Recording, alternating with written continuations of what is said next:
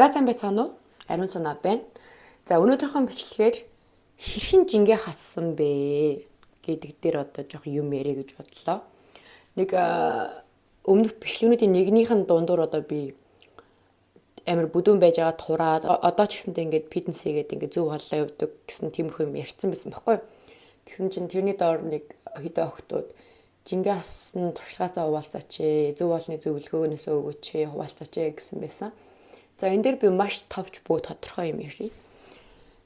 Би ерөөсөө ийм ямар нэгэн тийм одоо элдв бусыг ерөөсөө хэрглэж үзэж байгаагүй. Тиймэрхүү дугаасаа итгэдэггүй. За тэгээд би бүр багасаа юм амар бэк юм амар тийм хай бэк бийтэй тэгсэн амар бүдөөхэн байсан баггүй. За тэгээд 10 дугаар анги нөө 11 дугаар анги нөө мэдээ шилжилтийн нас маань ингээд дуусч эхлээд би бэлдэртээ анхаармар санагдаад эргэн тойрныхаа найзуудад ч гэсэн татархаж эхэлж байхгүй гоё битээ хөөрхөн охтуудад. Тэгээд зөв хоолтын талаар мэдээж интернетээс хайж авахд судалж үзээд тэр ихэд хоолн дээр анхаарч эхэлчихсэн. За өмнөх санаа ба ямархуу санаа яаж хоолдог байсан бэ гэхээр манай ээж ингээд тийм гэлгүүрээ ажиллаулдаг заяа. Тэгснэ би тэнд нь очиж тусалдаг байсан байхгүй. Тэгээд бараг л ингээд нэг 2 3 кофег ингээд хамт хойлж ууж жагаад 2 наполеон тэгэл контик монтикийг бол зүгээр бараг суурин дээр нь 2 баярыг нэг уут боомо идчихдэг байсан хгүй. Амар иддэг байсан. Гэтэ одоо ч гэсэндээ яг адилхан. Одоо ч гэсэндээ би үнэхээр сайн иддэг. Амар сайн иддэг.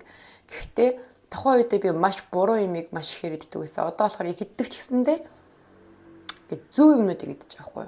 За тэгээд хоолны дэглэмээ эхлүүлэхэд бол би буруу нүүрс ус болох. Ерөнхийдөө гурилан цагаан бүтээгдэхүүнээ амттан, чихэр шоколад, торт, зайрмаг бүр ингээд бүгдийг ингээд эхэндээ бол ингээд бүгдний шууд идэхгүй байх гэж байхгүй шүү дээ. Бага багаар ингээд хасаад одоогийн байдлаар ерөнхийдөө би бараг тийм юм иддэггүй.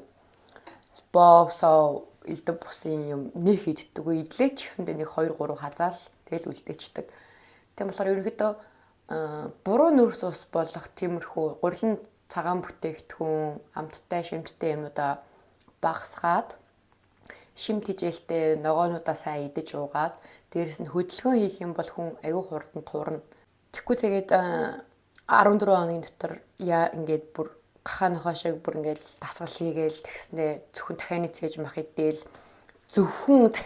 мах идэл ингээд туурна. Хүн бол турна за турдгийн. Гэхдээ чи тэрийг 14 хоног идээд нэг 5 кг хасчлаа штэ. Тэгэл идэхэ болчихгоо чи буцаал тэрнээсээ амар таргална. Тийм болохоор бүх юмыг ингээд юм тууштай байдлаар бүх зүйлийг хоолч тэр тасгал хөдөлгөөнч тэр ингээд гой тууштай байдлаар ингээд идэж уугаад хөдлөөд ирэх юм бол нэг л мэтгэд ингээд аюу гой хөнгөн шингэн битээ би бэлтрийн хувьд бол аюу гой зүв болоод эхэлдэг. Тэгээд фитнесийн хувьд гэх юм бол би эхний 1 жил бол баг гүйлтийн зам дээр л явж идэг. Би угаасаа тийм фитнес юу ч мэддэггүй. Тэгэл гүйлтийн зам дээр явдаг байж байгаа л хөөхөн тураал ерөнхийдөө жимингээ хасаад эхлэнгүүтээ тэгээд ингээ амтын үнээс сураад амтын үнтэй ах ихчээ агаа яана гэж аалгаал тэр фитнесийн заалны багшнуудаас нь асууж агаал агиухтгийг заалгаж хийдэг байсан байхгүй. Тэгээд одоо энэ зургийг харах юм бол би 18 мэмтэй байсан үеийн зураг байхгүй юу. 72 3 кг-тэй. Одоо тэгээд ерөнхийдөө гол нь яг тийм хоолны дэглэм дасгал хөдөлгөөн гэдэг зүйлийг бол ингээд бие мах бодондоо ингээд бүр тасгаад ингээд чиний амьдралын ингээд хэв маяг болгох хэрэгтэй байхгүй. Амьдралд ингээд угаасаа хийх ёстой зүйлээ болгох хэрэгтэй байхгүй. Одоо би бол ямар ч завгүй ямар ч нойргүй бүр ингээд ядарч өгчихсэн ч заавал фитнест явдаг. Тэгээ хоолны хувьд хэм бол би өдөрт 3 4 удаа угаасаа заавал иддэг. Тэгээ одоогоор ерөнхийдөө иддэг хоол маань ч гэсэндээ нэг ялгаагүй. Өглөөдөө шимтгийлтэй уургалаг гой зүйлсүүдээ идээд одоо жишээ нь би зүгээр овёс, өндөг, банан энтрийг сайхан миксэрдэж байгаа л баг зэрэг ингээд зөөлхөн галан дээр шараа идчихдэг. Дээрээс нь ингээд зүгийн бал, газрын тосмос, ингээд блубери, ингээд ямар нэгэн жимс мэмстэй ингээд гой төрхж агаад нааж байгаа идчихдэг юм. За тэгээ өдрийн хоолндоо би магадгүй хүнд юм идчихлээ шүү дээ. Амар тийм гахааны махцах. Ерөнхийдөө жоохон хүнд хоолчлоо гэж бодох юм бол орой хоолн дээр ингээд хөнкөө иддэг салаад малаад ч юм уу. Иймэрхүү маягаар явж байхад ер нь болондоо ямар тэмцээн уралдаанд бэлдээ тамирчин болохгүй яваад байгаа ш. Дасгал хөдөлгөөний хувьд бол угаасаа өдөрт заавал 1-2 цаг бол хийдэг. Тийм л энэ. Тэгээ охтуудаа гэж хэлэхэд бол зүгээр л гоё тууштай хөдөлгөөнтэй, тууштай зөв хооллоод ингээд зохистой хооллол яваарай л гэж одоо хэлмээр байна. Тэрнээс шууд тэгээ яах юм. Тэгээ одоо ингээд 72 3 кг-тай хөвгт байлаа штэ би.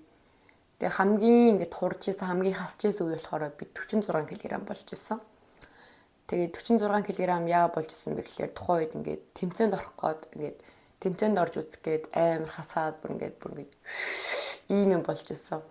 Тэгээ одоо ингээд миний байгаа энэ байдлын килограмм бол нэг 5-аас нэг 57-8 ингээд хэлбэлцдэг. Яг одоо байгаа энэ мал амар гоё тийм. Миний хувьд бол хамгийн төгс бий гэж бол би хараад идэгий. Ирүүл чирэг харагддаг. Багтай шүлтэй, өөхтэй тостой. Тийм. Тэг охтууд маань тэг ойрхон газар мазрал сайхан алхаччи. Автобус такси мэгсэ гэдэг тахгүй ойрхон газар алхаятайгаа шиг алхаад. Тэг хоолоо нэг зөв тохируулж идээд.